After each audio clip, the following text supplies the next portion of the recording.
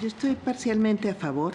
siguiendo la estructura de este apartado del estudio de fondo del proyecto,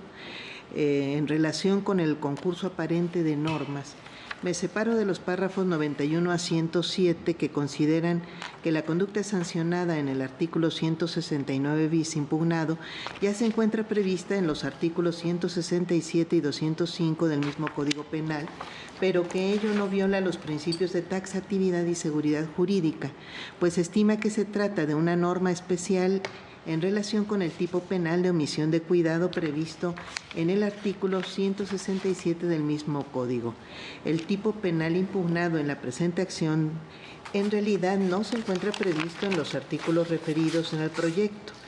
El primer párrafo del artículo 169 bis del Código Penal de Guerrero, materia de la presente acción, prevé que se impondrá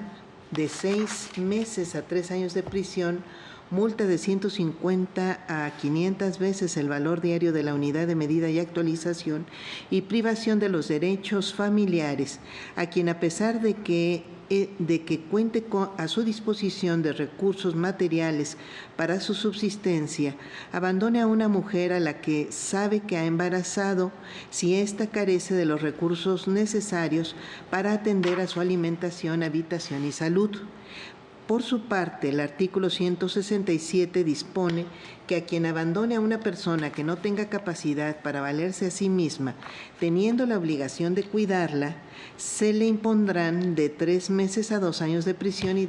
o de 50 a 200 días multa. Si el sujeto activo es ascendiente o tutor del sujeto pasivo, se le suspenderá la patria potestad o la tutela hasta por el doble del tiempo de la pena impuesta. Si el sujeto activo es médico, profesionista similar o auxiliar, se le suspenderá en el ejercicio de su profesión hasta por 2 años. En estos términos, el tipo penal impugnado, abandono de mujer embarazada, no implica una específica omisión de cuidado como sostiene el proyecto, pues para que este tipo se actualice es indispensable que el sujeto pasivo no tenga la capacidad de valerse por sí mismo, y ello no se actualiza en el caso de las mujeres embarazadas, pues el estado de gravidez no incapacita a la persona gestante para valerse por sí misma. Además, el tipo penal de omisión de cuidado parte de la premisa de que existe precisamente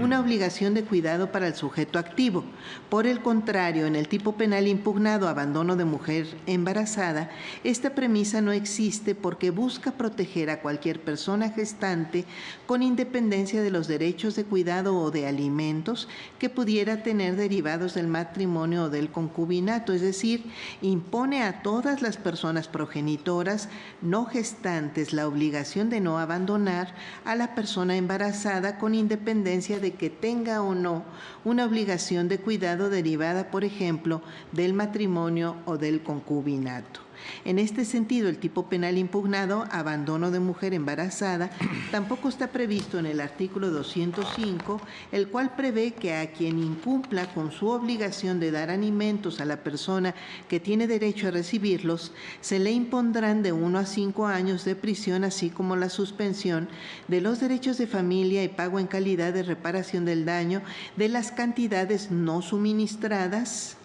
oportunamente, pues como ya se dijo, existen situaciones en las que no necesariamente la persona gestante cuenta con estos derechos, como lo reconoce también el proyecto en el párrafo 104. En conclusión, no existe un concurso de normas ni el abandono de mujer embarazada es una norma especial con relación al tipo penal de omisión de cuidado, pues tienen elementos que los diferencian entre ellos. Por otro lado, con relación a los conceptos de invalidez relativos al tipo penal, en general coincido con el proyecto que considera infundados los conceptos de invalidez tendientes a demostrar la violación a los principios de taxatividad, de mínima intervención o ultima ratio y de interés superior del niño con relación al derecho de protección de la familia, por lo que propone reconocer la validez del tipo penal impugnado. No obstante, en relación con el estudio que se realiza de los conceptos de invalidez relativos a la supuesta violación al principio de taxatividad, coincido en considerarlos infundados, pero por consideraciones distintas. El proyecto considera que el tipo penal impugnado es congruente con el principio de taxatividad porque, contrario a lo sostenido por la Comisión Nacional de Derechos Humanos,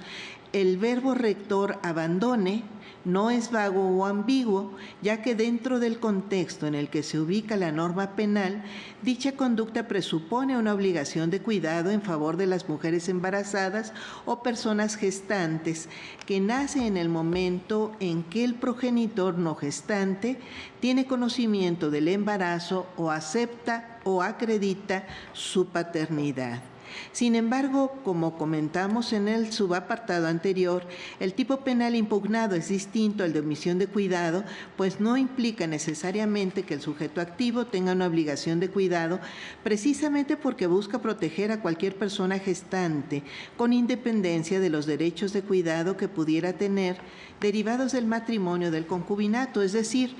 impone a todas las personas progenitoras no gestante la obligación de no abandonar a la persona embarazada con independencia de que tengan o no una obligación de cuidado derivada, por ejemplo, del matrimonio o del concubinato.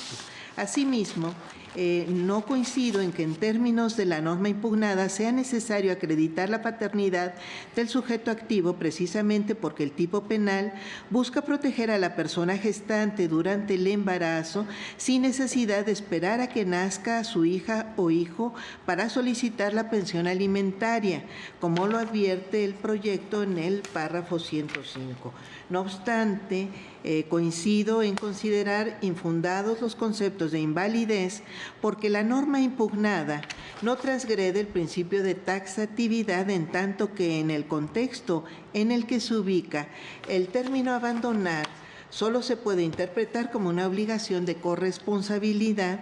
en la procreación relacionada con la alimentación, habitación y salud de la persona gestante. Finalmente, con relación a los conceptos de invalidez relativos a la sanción consistente en la privación de los derechos familiares, no coincido en invalidar dicha porción normativa del artículo impugnado. El proyecto considera que esa sanción transgrede el principio de taxatividad al no describir y precisar cuáles son los derechos que se pueden perder ni prever un plazo determinado para ello, así como el principio de proporcionalidad de las penas al establecer la pérdida de los derechos familiares en forma indeterminada, en tanto que la autoridad judicial no contará con los elementos suficientes para individualizarla. No obstante, la norma está suficientemente determinada, en tanto que si no distingue cuáles son los derechos que se pueden perder, debe entenderse que son todos los que se encuentren en las disposiciones aplicables. Asimismo, esta pena, la privación de los derechos familiares, no puede estar sujeta a un plazo, ya que se agota en el mismo momento en que se impone. Es decir, una vez que se priva al sujeto activo de sus derechos familiares, éste no puede recuperarlos por el simple transcurso del tiempo, sino que en su momento debe acreditar ante la instancia jurisdiccional correspondiente que cumple con los requisitos legales que le otorgarían la posibilidad de solicitar su recuperación al haber cambiado las circunstancias que ocasionaron su pérdida, pues las relaciones familiares son dinámicas. De otro modo, estableciendo un plazo fijo, se pondría en riesgo el interés superior del menor, que se enfrentaría al supuesto de tener que convivir con una persona que le es desconocida y con quien no guarda ninguna filiación familiar. Es cuanto.